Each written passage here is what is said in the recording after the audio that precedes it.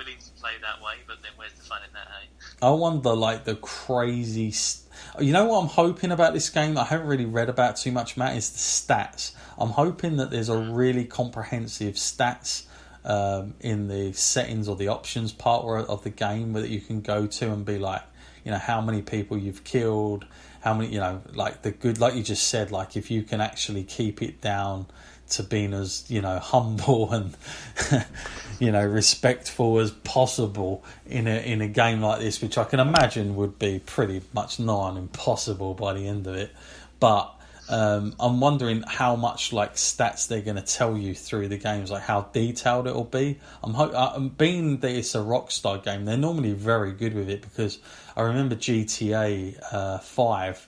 Literally, I think they've done things like how many people you killed in different ways and all this kind of stuff. So I'm hoping they have that level of detail in this, because that will be really interesting. I'm sure there'll be some players out there that literally do try and play it that way through the whole thing. And I'd applaud you if you could get the whole way through this without doing anything, without killing anyone. Let's put it that way. So the temptation may be too great for some people now, because I'm not saying that all these people out there are bloodthirsty or anything, but now that the fact that dismemberment is involved, yeah, you get the right kind of gun, like a shotgun, it's entirely possible I hear to blow off like a leg or an arm or anything like that. Yeah, they're going to be doing it, aren't they? Okay, so here we go. How about this, Matt? What did you make of this when we heard this? This is quite a big thing. The entire game can be played in first-person mode. Now, this was not an option and we haven't seen this too much in Rockstar games. However, in GTA 5 on PlayStation 4 version, they did do an upgrade on the game, and you can do that in parts of the game. However, some of the cutscenes take you out of that. What's your take on first person, and what is your sort of favourite thing, Matt? Do you like the third person over the shoulder view, or are you a first person gamer in general, or do you like the mix up? I think it really depends on the type of game, but you know, Rockstar games and sort of the Red Dead ones are ones that I play like I'm watching a movie, if that makes any sense. I like to see my main character there getting involved in stuff and over his shoulder. Just like, I don't really want to be in his point of view, but I can see how that works for some people, because if they're going to be doing a lot of shooting and that's the character they want to play as, then of course that's going to help, and you might have some better accuracy doing that in first person. But it's I suppose it's a bit like the Fallout kind of style. Some people prefer it in first person, some people over the shoulder. It's just a nice little bit of variety to have, and if they have the ability to offer that to people, then why not? Yeah, I think I'm with you. It's just adds another option for people that like playing that way, and also I think it goes back into the realism thing. I think like that is just probably another layer. Like if you really, really are going to play this game and you want to play as realistic as possible, and this by the sounds of it is going to allow you to do that. I mean, I'm trying to think of some of the videos I've seen, and I know we've shared these videos amongst us, Matt, of the whole, you know, world of bus simulators and trains and these things, and nothing against the people that do it. I mean, I'm hooked on watching those videos. It's like compulsive viewing to me. It's like it's like a thing I've got now, that I'm openly admitting that I just love the passion of these people that play it, because they play it so realistically. I get the feeling that the person that even I listen to, he would probably enjoy this, because it's going to allow you to play it very realistically, and unless you're going to go into the story bits where it probably might take you out of that, because Rockstar always genuinely have humour in it all the time in their games. I think you could just play, you know, by going around and just exploring. You could do that. It's going to allow you to do that. So I think for those type of gamers, Matt, this is like playing it in first person will help that experience even more.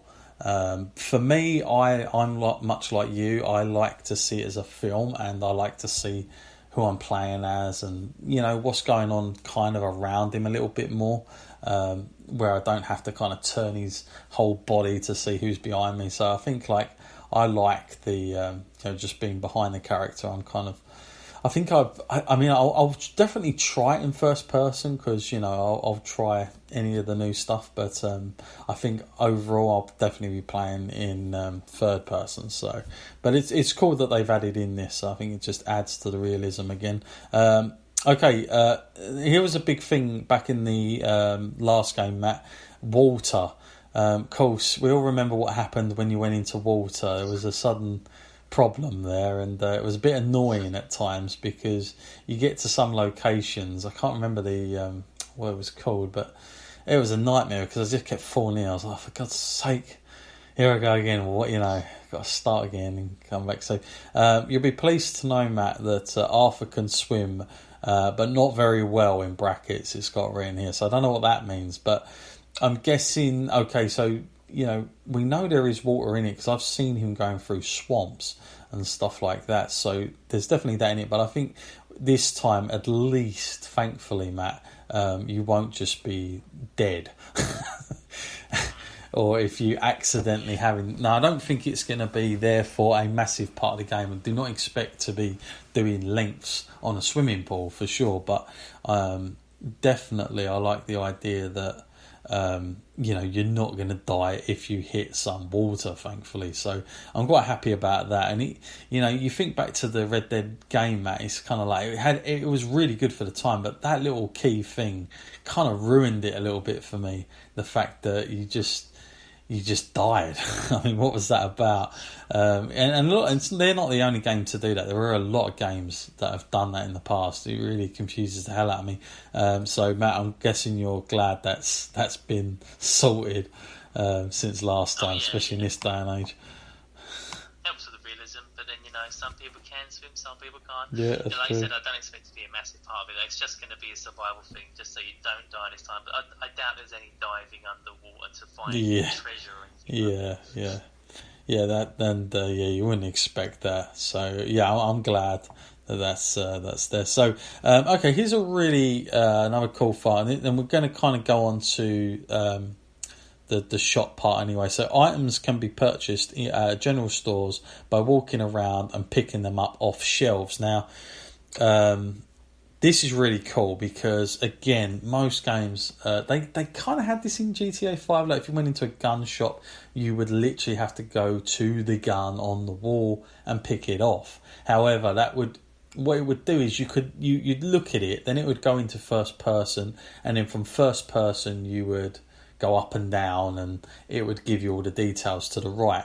Now, in this, they've gone the extra level here by making it very authentic, that if you're going to go into a shop, it is literally a case of he will actually take the gun down, handle it, you'll be able to look around it. So anybody that's used to the latest Spider-Man game will know what I mean when I say you can turn objects around by the controller and the analog stuff, which is cool. So you can lift it up and down and all around. So I like that because, again, it adds more scope to it than just browsing on like a menu screen of items to buy.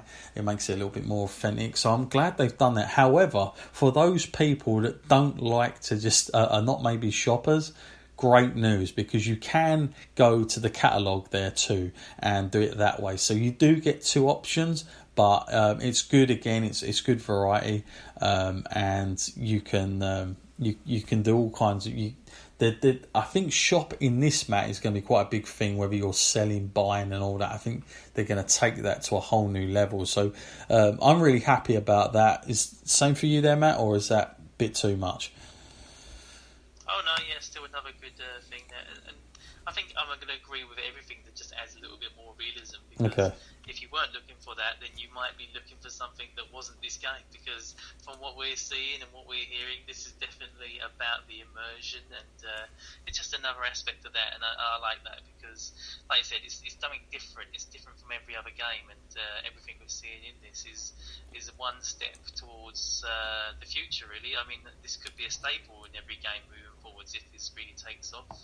Yeah, no, you're absolutely right. I'm just going to quickly go over this because this kind of like, at this point we know how much the detail is there, but obviously the horse is quite a big thing in this, and it's been mentioned that you really have to do your part to make sure the horse and is going to be your companion, because it's going to be a big part of helping you out, especially escape stuff. But the cool thing as well is when you visit the stables to customise your horse, you're going to be able to obviously do the saddle, the blanket, the stirrups, the reins, the saddle horn. You can change the style, mane and the tail, making it short, medium or long, adding braids, or even changing to dreadlocks. So crazy amount of customization there. Really happy about that as well, because obviously horseback is a major big thing in this. So you want to make that quite a vital thing that you can kind of do a lot of customization around it. So that's cool. You can tell your horse to flee when it's a precarious situation, to try and spare its life. So there you go. Anyone who's an animal fan, you'll be okay, especially horses. You can save your horse, get him out of there. Or you can't, or you do the absolute opposite, depending on what you like. Also, your choice of clothing has an impact in the game. You'll need to wrap up warm when the temperature drops and shed layers when it gets unbearably hot. Now, for anybody that's played Zelda and other games that are kind of close to that, you'll kind of already kind of know these things, that they're quite vital to the game. But I'm glad that they're doing that. I know, again, some people will probably be like, oh, it's just too much. But I know Matt's going to like that, because he's already said at this point, more the merrier. So that's going to add to your likeness of the game. Also, loot that Arthur discovers will sometimes be split between him and the camp. So that's interesting there. So stuff you find on other people. Also, a red wanted bar flashes on screen when you attract the attention of the law. The colour drains away as the heat dies down. So it's kind of like the similar thing that you'll get on GTA games when you're like wanted and stuff like that. Seems like they're still going with that model in this game. I don't think anybody was expecting that kind of thing to change, to be honest with you.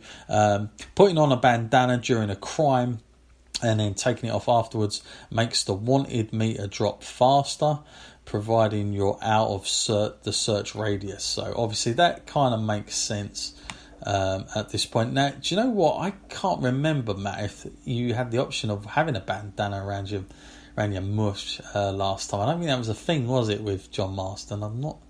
Could be wrong, but I do remember that you could. I do remember you could do it, but I don't remember whether it impacted the wanted meter. Right. Okay. Fair enough. I do remember you could do that. Yeah. Okay. Here's the little details now about the whole wanted stuff and being chased. You can pay off your own bounty by visiting the nearest post office during the day.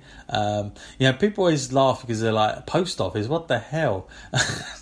But don't think post office of today, folks. Post office back then did all kinds of sorts of different things. They weren't just a post outlet. It was quite a big thing to each town. So that literally used to be a happening. So there's a Victoria camp, and certain NPC companions will serenade you with a song. So there you go, Matt. If you're if you're bored at any times and you want to be serenaded by a song, you got that option. I'm sure there'll be a few people out.